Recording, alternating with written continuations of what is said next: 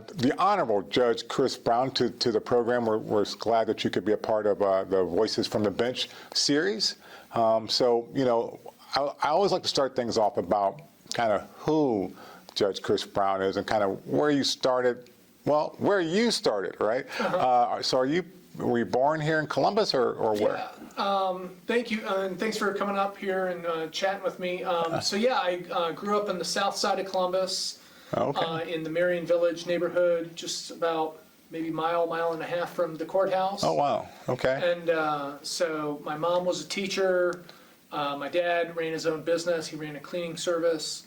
And so I grew up in the south side, went to Columbus South High School, graduated. Bulldog. Yeah, South High Bulldogs. Okay, all right. Very good. So graduated in 1998. You know, in high school, you know, that experience in high school is really kind of, I feel like, guided me. I was always interested in, you know, politics and history. Yeah.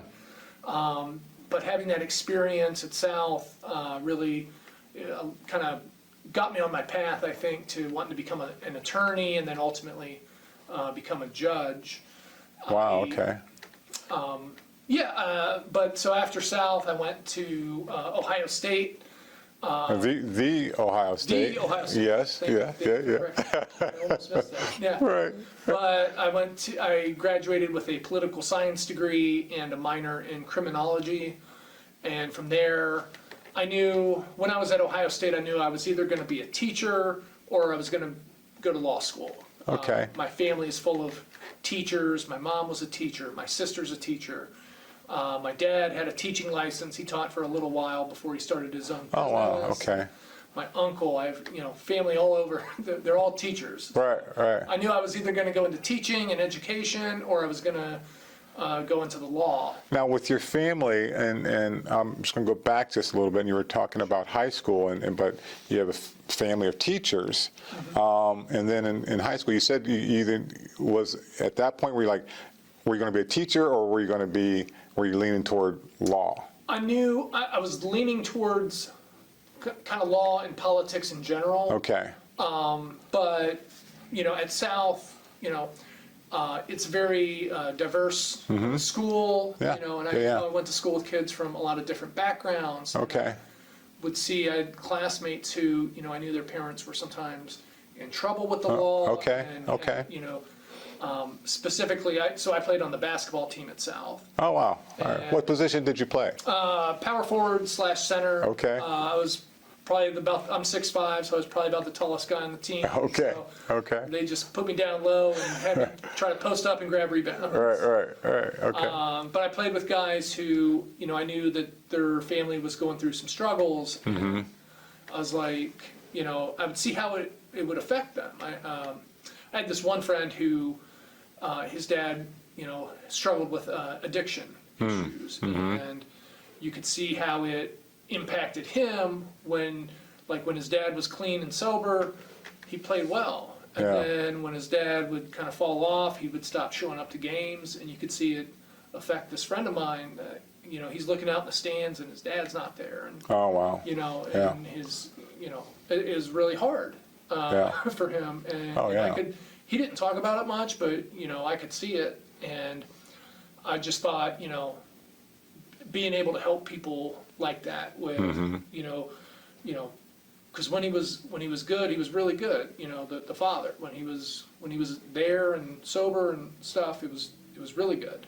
Right. But you know, you see I kind of watched that roller coaster of addiction happen in real time and see the impact, and I kind of knew, like, man, like there's got to be something, you know, some way I can help, you know, fight this or do something about this. Well, and to understand and have empathy for not only the person that is going through or having the addiction issue, but also the impact on the family and the young people and the kids, what that does. Yeah. And I kind of saw that, you know, at a very early age and at a very formative age. And I thought, you know, if I could get into law, get into the legal system, you know, maybe I could, you know, make some change through my education and through my training as a lawyer. And so that really kind of pushed me towards that, you know, towards the, the legal education, and also towards, considering teaching. Because, I think, as a teacher, you have the ability to impact Right. very young minds, Right. and to try to, raise them to be good citizens and good people. And so that was kind of, those early experiences really formulated kind of what I wanted to do, Yeah. and where I saw my life path going. Right, and whatever that was going to be to be able to help people, but Yeah. also, I say be that kind of mentor, but also being able to really impact their lives in a positive way. Yeah, Right, yeah, yeah. I really felt that, I could use either a teaching background or a legal background to make those kind of changes and to offer that kind of help. Yeah, yeah. So you're on this trajectory coming out of high school, and then, as you said, going into college. Was there something that when you made that move to college? Because a lot of times people going to college still aren't quite sure which way they're going to go. What was your kind of defining moment of, okay, this is the way I'm going? Was it a person, or was it just something that happened? Like, okay, no, this is what I'm doing. It was, I was always leaning towards law school, but I think like every college student, there's a little bit of fear there, and it's 3 more years of education, it's 3 more years of racking up debt to pay for it, and right. so education was kind of my, if I wasn't going to pursue a law degree, education was going to be kind of my fallback. But Okay. it wasn't until my junior year, I think, in college, where I was like, law school is the path I want to follow. Okay.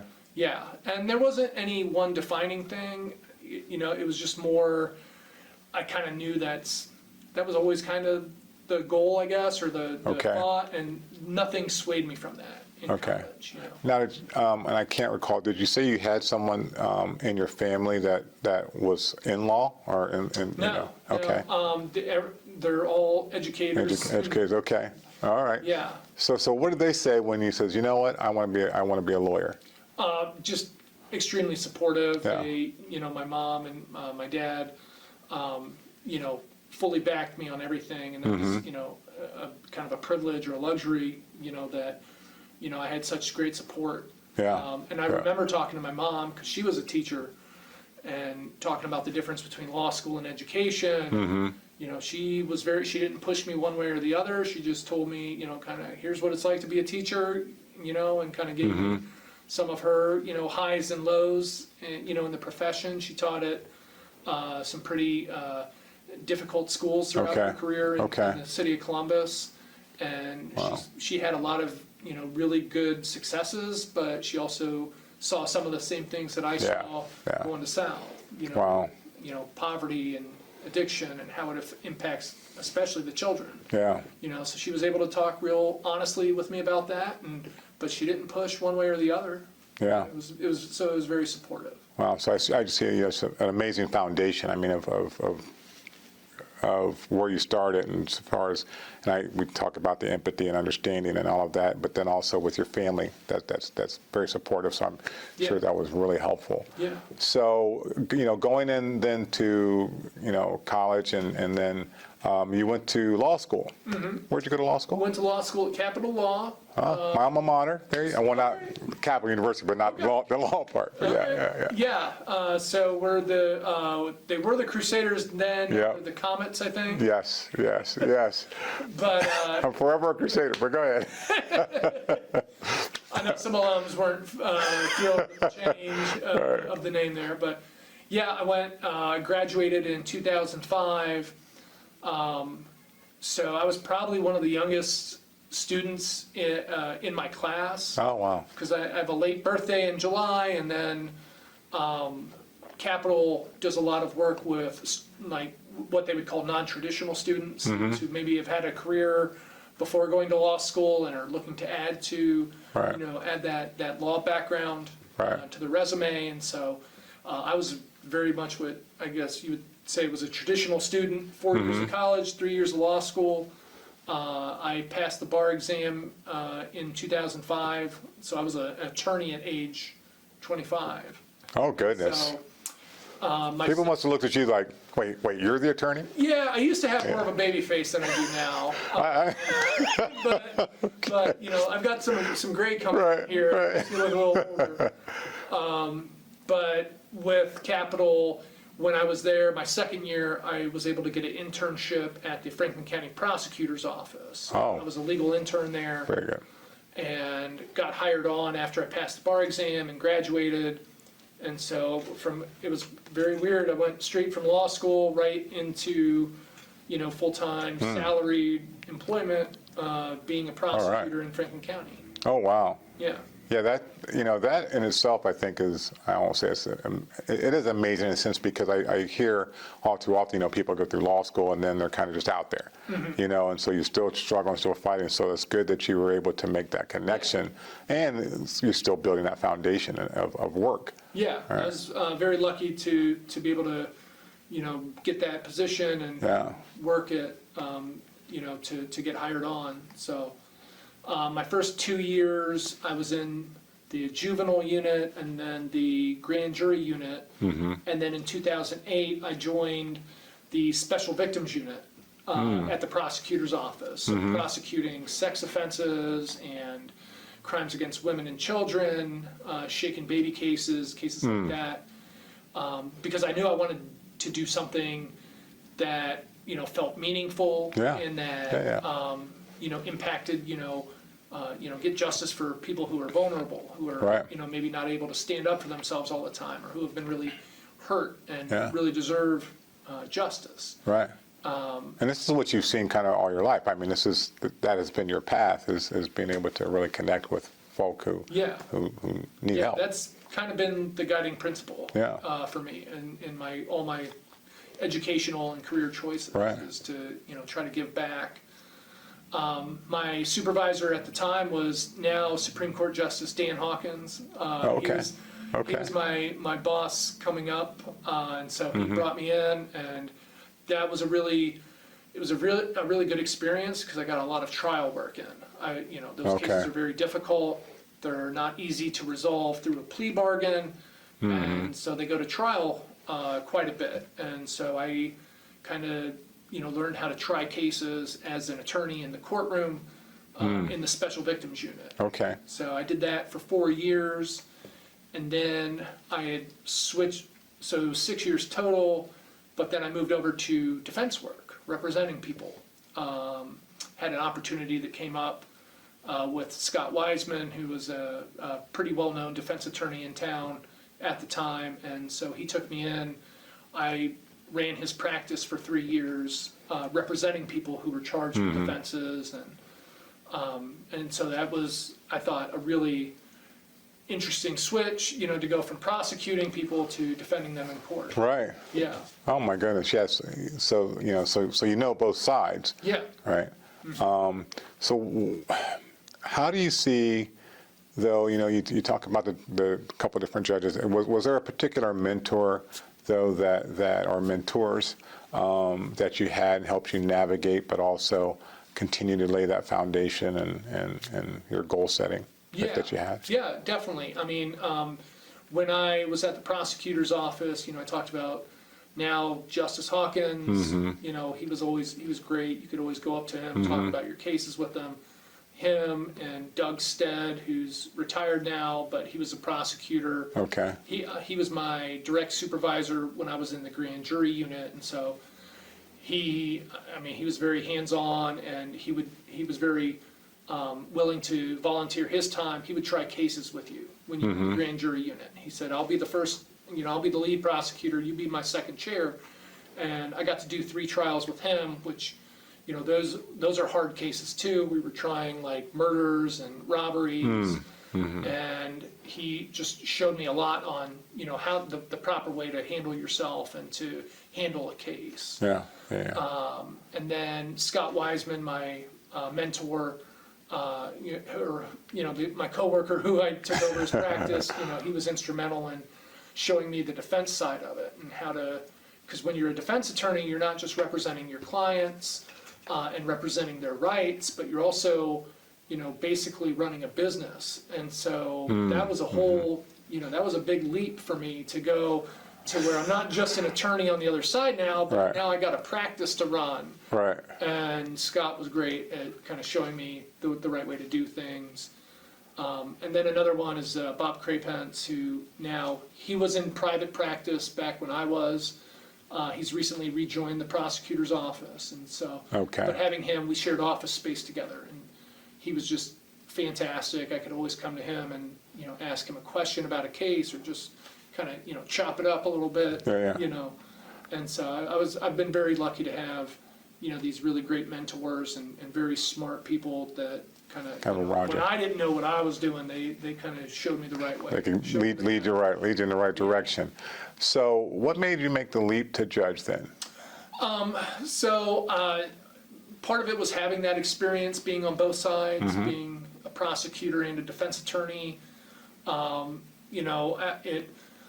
It kind of happened by accident, almost. So there's an age limit on who can run for judge. At age 70, there's a cutoff. Okay. And in 2014, our court had 4 judges, which is almost a quarter of the bench, who were aged out or were ineligible to run again due to that 70-year age limit. Okay. And so there were a lot of openings, and I knew that I was interested in being a judge one day, but I thought, Right. given, I was 34 at the time, I was like, it's probably not my turn, Right. There's probably other more experienced, more qualified people who would be interested, but I screened for a nomination, and I got a call, and they were like, yeah, we want you to run. And I was like, oh crap. Now what do I do? I gotta do this. I would thought. I was just going through the motions, just to kind of see where I setting placed. myself up, yeah, Right. exactly. I thought I was setting myself up for down the road. Yeah. There'd be other opportunities down the road, and I'd position myself for that. Right. But they were like, no, we want you to run in 2014, and so I ran, was elected in November of 2014, and when my first day on the bench, I was 34 years old, which was one of the goodness. youngest Oh, judges goodness, in the right, state at right. the time. Oh, my goodness. Well, so you're running on about almost 10 years then that you've been a judge. Be 10 years in this July. Okay. Well, I'll say happy anniversary in advance. But that's great. So, your path is, apparently has been very focused. But what do you tell, I'm going to switch gears here a little bit, what do you tell young people that, maybe a young person at South High School that might have the same ideas and wants that you have and want to, achieve those? What do you say to them to as their mentor or trying to give them some guidance? What I talk about is, so one of the things that people don't understand about law school is that you don't need to have a pre-law background to go to law school. One of the prosecutors who I worked with coming up, he was a mathematics major in college. And you would think, like, math, it doesn't make you a lawyer. Right. It actually does, because you have that ability to use logic and use reasoning to get to where you want. But you don't need to go into political science or pre-law to go to law school. Okay. I know there were students I went to school with at Capitol where there was a woman who she had an engineering background. Oh, okay. And so she went into, she's one of these non-traditional students. She went to law school because she wanted to understand intellectual property law and trademark and copyright stuff. Because that's, she has a background in designing systems and designing Okay. So that was machines to, she wants to know, how do I protect those rights Right. when I create something or when my company creates something. And, exactly. so what I try to focus on when I'm talking to young people is, it can be a little scary or nerve-wracking thinking about this change, but that you can still study what you want and still go to law school. Okay. I knew a guy at Ohio State, he was a professional soccer player in Europe for like 3-4 years. Oh my gosh. And then his career ended due to an injury, I think, and then he was like, okay, I'm gonna go to law school. You can do that. Right. And so I try to, encourage people to really think about it and don't be afraid to, if this is where your passion or your career is taking you, don't be afraid of that. Step into it and Yeah. give it your best. Yes. Because well, and so you talked about, 3 more years of school, and what would you say to that person who's now at that point saying, okay, do I want to do 3 more years? Right. Is it really worth it? Do I want to spend all that time studying and the stress of passing the bar, all of that? What do you say to them? I say it's got to be your choice, and it's got to be, something that you're willing to commit to, because it is a grind. It is, part of law school, especially that first year, is to kind of weed out the students who maybe aren't all the way into it, and law school shouldn't be a fallback. Well, I don't know what else to do, so I'll just go to law school. That first year of law school is designed, I think, to weed those kids out. Right. If you're going to do it all the way. Yeah. And I think that if you're doing it just because you don't know what else to do, then maybe hold off. Would be my advice. Yeah. To give it some more thought. Right. Because you got to be focused. Yeah. Yes.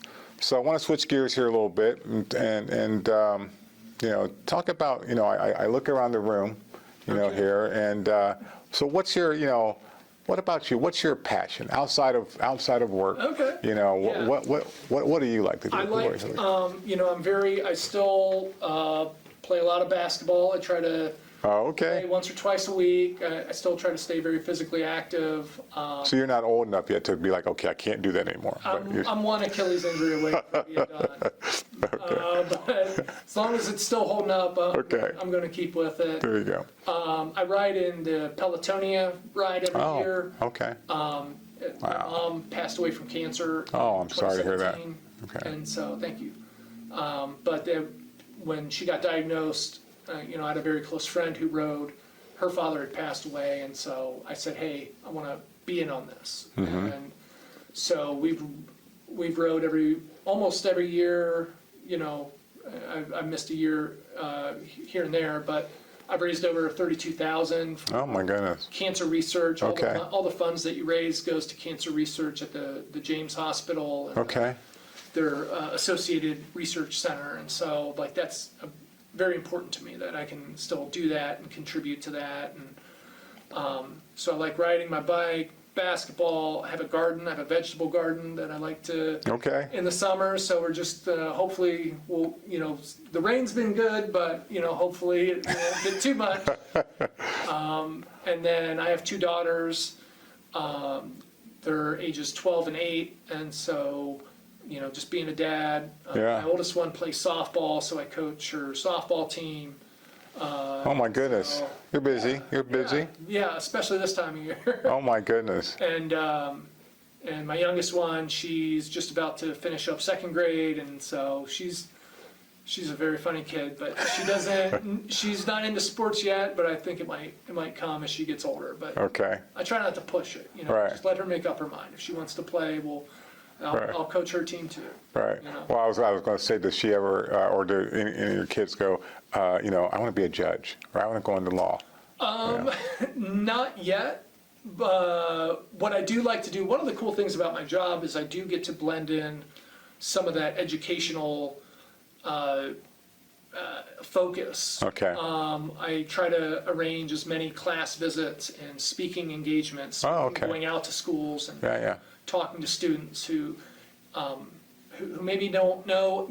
I think a lot of people don't really understand exactly what a judge's role is and what our jurisdiction is and what we do.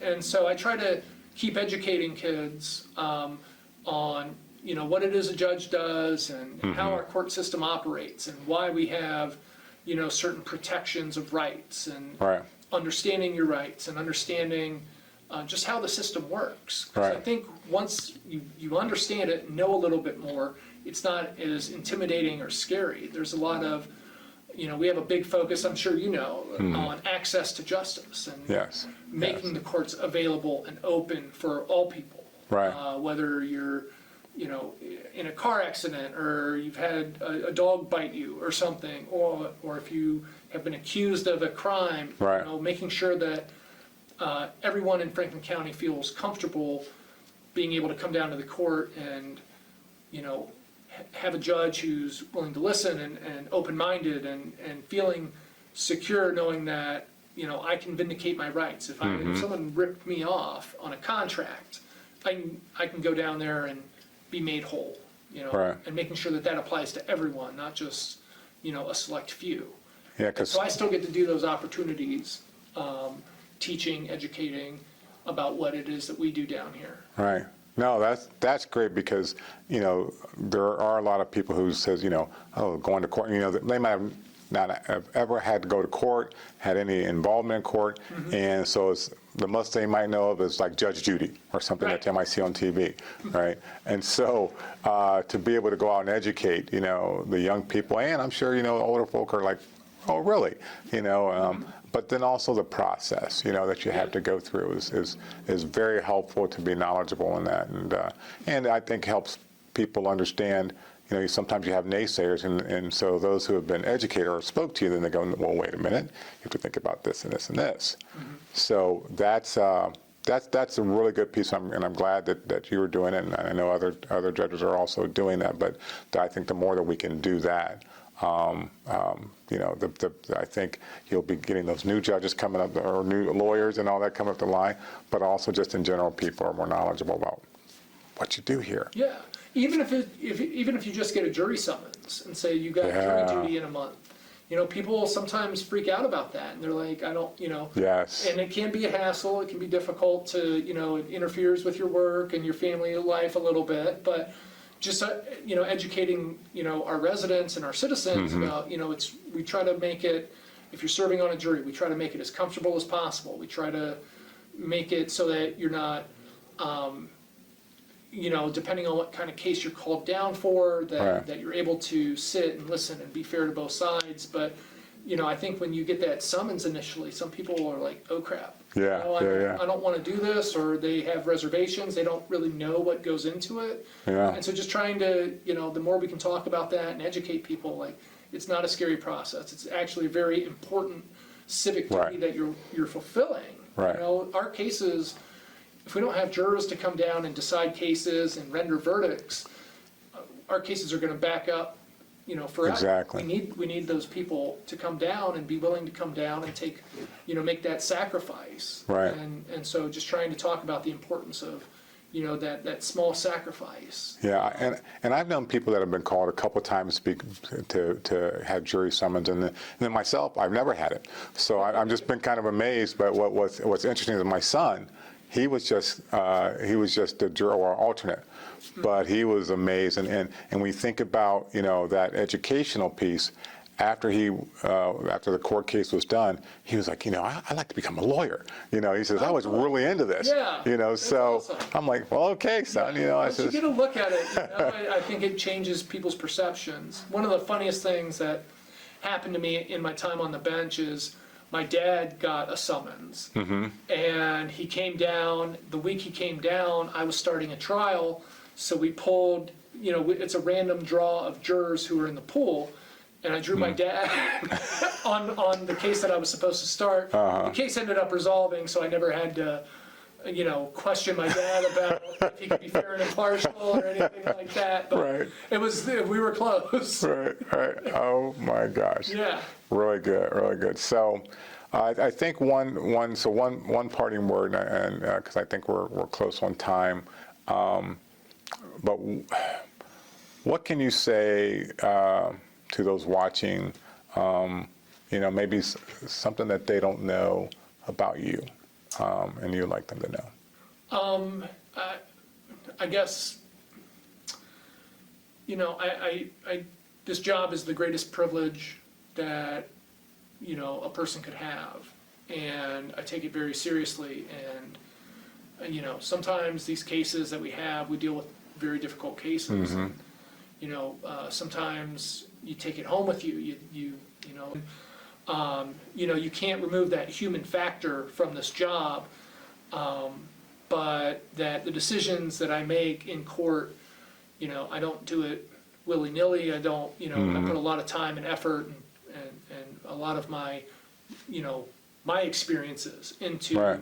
the decisions I make, and I hope that plays out and that's seen in some of the decisions I make. Not everyone's going to be happy with, a decision I make.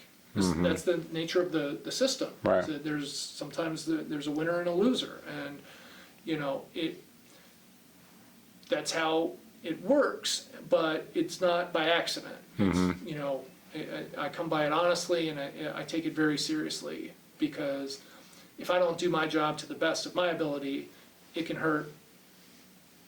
It can hurt people. Yeah. It could have bad consequences for Franklin County citizens. And Right. I take it very seriously, the honor and the privilege to be able to serve. Yeah, very good.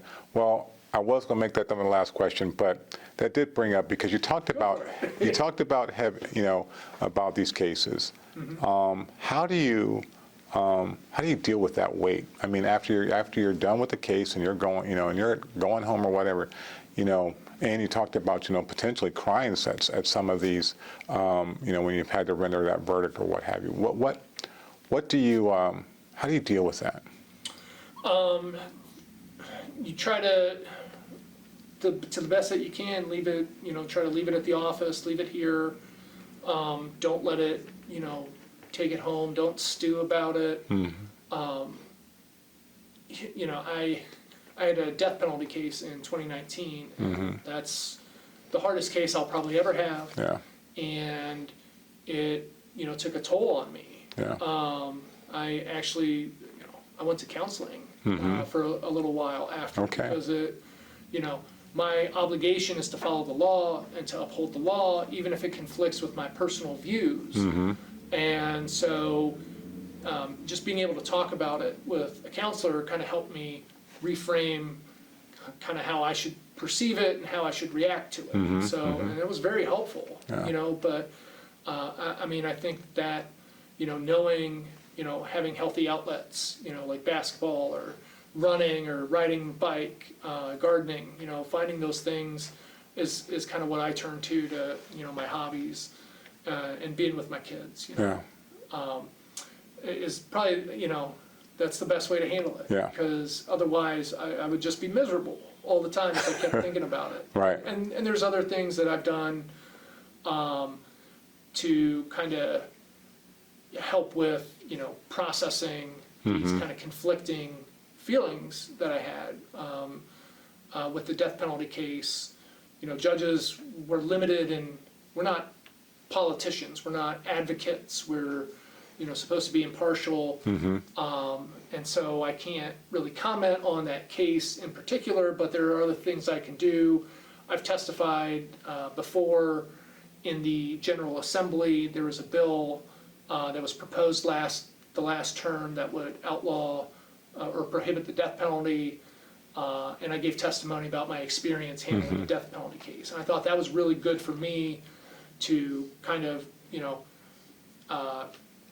help me work through it, yeah. those conflicting Yeah. emotions that I had about it. Yeah. So. Well, and We're ending real heavy here. yeah, well, Heavy now. well, that is true. But I that really just speaks to kind of your career pathing from school. I mean, that empathy piece, right? If you didn't have empathy and you really couldn't feel for people, then making those decisions, you'd be like, well, okay, it is what it is. But when you really feel about it, then I think you even put that much more emphasis and understanding of the decisions that are being made. So that's a good thing. One thing I would Yeah. say is, and I'll kind of leave it with this, the law is not like an algebraic equation. It's not like if you find for X, then this is the result. There has to be that human element into it. Yes, I follow the law. Yes, there are principles that I'm compelled to follow. But to entirely remove, we're not robots. And if you try to remove that human component, I don't think you could ever have an AI judge, a judge GPT or whatever, you know? You need Let's that- hope not. You need that human component, God forbid. I tell you. And that's the, you know, having, I think, I work with some great judges on the bench here, and I think they all bring that particular piece of their background to the job, and that is very vital and necessary to be good at this. Excellent, excellent. Well, that positive piece will end on that. All right. Judge Brown, Thank you, Mr. Bell. thank you so much. Take care. All right, you too. All right. All right.